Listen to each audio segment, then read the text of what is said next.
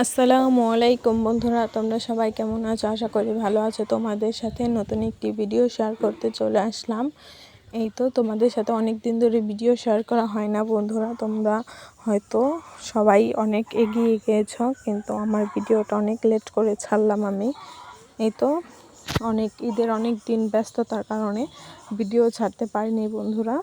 এই তো এখানে আমি প্রথমে নিয়েছি নদীর বেলে মাছ, বড় বেলে মাছ।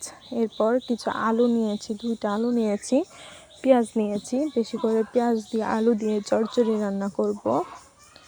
এই তো আলুগুলো কেটে নিয়েছি, একটা কড়াইতে কেটে ধুয়ে দিয়ে দিলাম। এরপর পেঁয়াজ কুচি, কাঁচামরিচ কুচিও দিয়ে দিলাম। পেঁয়াজ কুচি, কাঁচামরিচ কুচি দিব, অনেকগুলো দিয়েছি পেঁয়াজ, দেখতেই পারছো তোমরা বন্ধুরা। এরপর সামান্য আদা ও রসুন বাটা দিয়ে দিলাম। এরপর লবণ দিয়ে দিলাম, পরিমাপ মতো লবণ দিয়ে দিয়েছি বন্ধুরা। এই তো এখানে হলুদের গুঁড়াও দিয়ে দিলাম। এরপর জিরা গুঁড়া ও সজের গুঁড়া দিয়ে দিলাম। চচ্চড়ি রান্না করতে যা যা লাগে আর কি উপকরণ সবগুলো আমি দিয়ে দিয়েছি। কে কীভাবে রান্না করো কমেন্টে বলে যেও। এই তো এখানে আমি হাত দিয়ে ভালোভাবে মাখিয়ে নিব, সুন্দর করে মাখাবো। মাখানো যত ভালো হবে চচ্চড়ির রান্নাটাও তত টেস্ট বাড়বে। দেখো আমি অনেক দীর্ঘ সময় নিয়ে আমি হাত দিয়ে মাখিয়ে নিয়েছি। আমি কিন্তু আগেই তেল দিইনি বন্ধুরা, তেল দিব পরে, আগে ভালোভাবে মাখিয়ে নিব। তেল দিলে হয় কি, তেলের সাথে চচ্চড়িটা অন্যরকম একটা ফ্লেভার চলে আসে। দেখো অনেক সময় মাখানোর পর এখন আমি তেল দিচ্ছি। এই তো তেল আমি পরিমাপ মতো দিয়ে দিলাম। তেল দিয়ে আবারও কিছুক্ষণ এভাবে মাখিয়ে নিব। কার কার বেলে মাছ চচ্চড়ি রান্না খেতে ভালো লাগে কমেন্টে বলো কিন্তু বন্ধুরা। নদীর বেলে মাছ, তাও বড় বেলে। এই তো এখানে আমি ভালো করে হাত দিয়ে মাখিয়ে নিচ্ছি। তোমরা দেখে হয়তো বুঝতে পারছো বন্ধুরা। দেখো মাখানোটা কত সুন্দর লোভনীয় হয়েছে। দেখো চচ্চড়ি মাখানোটা সুন্দর হলেই যেন রান্নাটাও আরও সুন্দর হবে।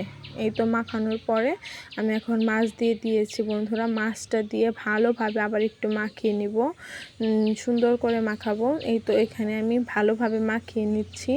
দেখো চচ্চড়ির সাথে সবগুলো মিক্সড করে নিচ্ছি, যাতে নিচে সব জায়গায় যাতে মাছগুলো পৌঁছে যায়। যেহেতু বড় বেলে মাছ, এর জন্য আর কোনো টেনশন নাই।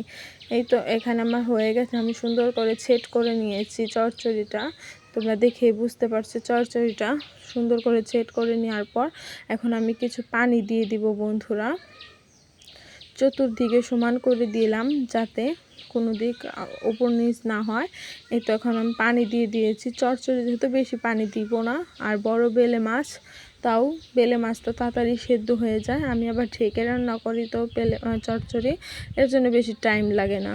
এই তো এখানে এখন আমি চুলায় দিয়ে দিলাম, বলক আসার অপেক্ষায় রয়েছে বন্ধুরা। দেখো এখানে আমি এখন চচ্চড়িটা জাল করে নেব। এই তো বলক চলে আসছে বন্ধুরা।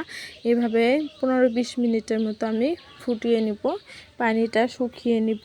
আমার তো পোড়া পোড়া চচ্চড়ি অনেক ভালো লাগে। তোমাদের কেমন চচ্চড়ি ভালো লাগে সেটাও তোমরা বলবা। এই তো দেখো কিছুটা পানি শুকিয়ে গেছে এখানে। তো এখানে আমি অনেকটা পানি শুকিয়ে নিয়েছি, আরও পানি শুকিয়ে নিব, বেশি পানি রাখবো না যেহেতু চচ্চড়ি রান্না করব।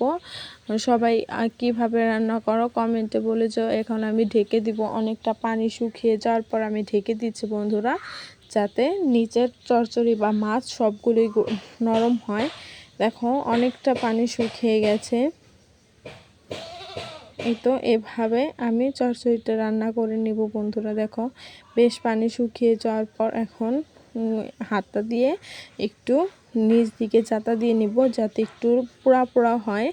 অনেকেই ভাবো যে পোড়া পোড়া চচ্চড়ির টেস্ট আবার কেমন। দেখো কত সুন্দর হয়েছে, চচ্চড়ির নিচে একটু একটু করে লেগে ধরেছে, ওই টুকনা অনেক মজা লাগে।